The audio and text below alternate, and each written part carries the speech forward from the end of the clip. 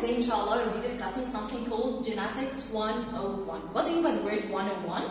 I mean that you have to get to know all the terms and how they might be integrated and how they are working together. Where can I say that's duplicated? Where can I say that no, it's unduplicated? Genetics 101. And starting with Genetics 101, you have to know that, what do you mean by the word genetics? Genetics is the inheritance of the genes. Genetics, study of genetics is the inheritance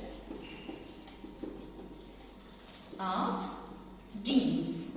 This will take us step back to know what are genes. Genes are the coding sequence. They are the coding sequence. Where can we find them? We can find them on DNA. So, by remembering the coding sequence entrons and exons, you know that those, for example, you have 3 genes. And here, then the exact same loci, same locations, you have another 3 genes. So this is gene 1, gene 2, and gene 3. Here as well, gene 1, gene 2, gene 3. And you know that the DNA is found in a double helix structure. This is its structure. It looks like double structure. So, if you're having one DNA coming from father and one DNA coming from mother, each of them will be carrying the exact same genes at the exact same locations. Looking back to what do we do with the genes? When you have genes, if you have a gene, this gene must undergo something called, something called protein synthesis. Protein synthesis starts with something called transcription, and then it's followed by something called translation. Once you translated or you expressed the gene, you now formed a protein. This protein will give you the trait, will give you the feature you see in you, that you have a place for your eyes. Your pancreas can secrete an enzyme called a hormone called insulin. This is a protein as well.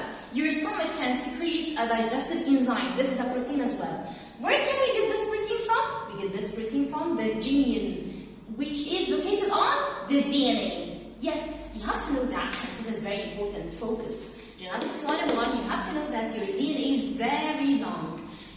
This very long DNA cannot fit within the very micron size nucleus. So what can we do? We have to cut the DNA into pieces. And this is where we can start genetics.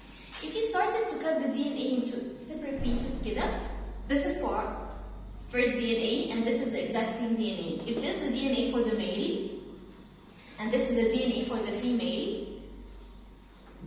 it's found within an ovum, and this is found within a sperm.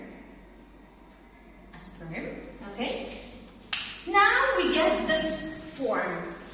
3 different pieces. But we know that your DNA is cut into 23 pieces. Your DNA is cut into 23 pieces. Those 23 pieces, 23 from the father, and another 23 from the mother. 23.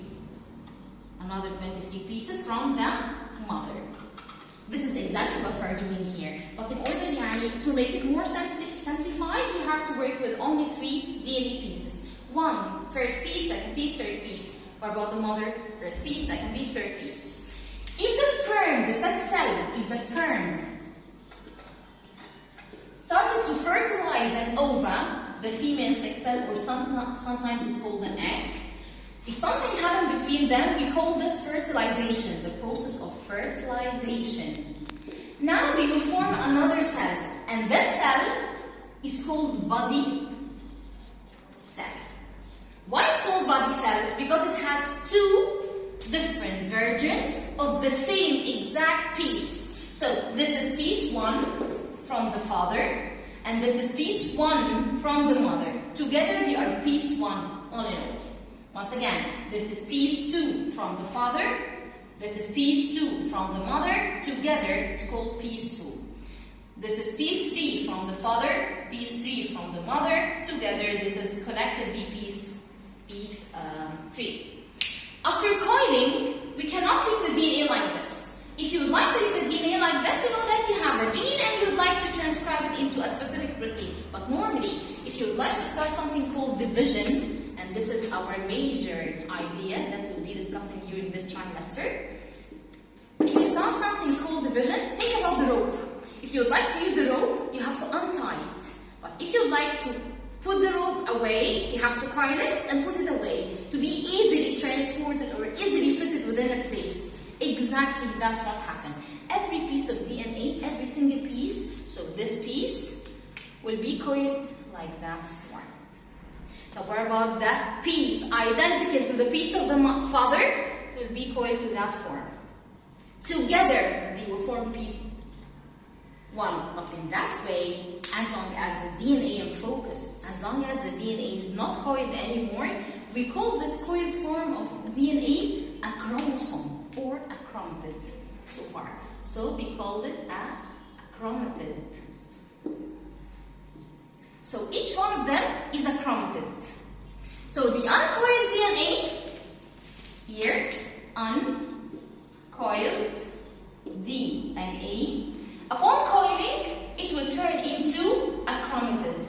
Chromatid is the coiled DNA. Is that coiled DNA? I'll give here, I did this here, kida. This is the coiled DNA. Every piece? Yes, every piece. 1, 2. 2 and 3.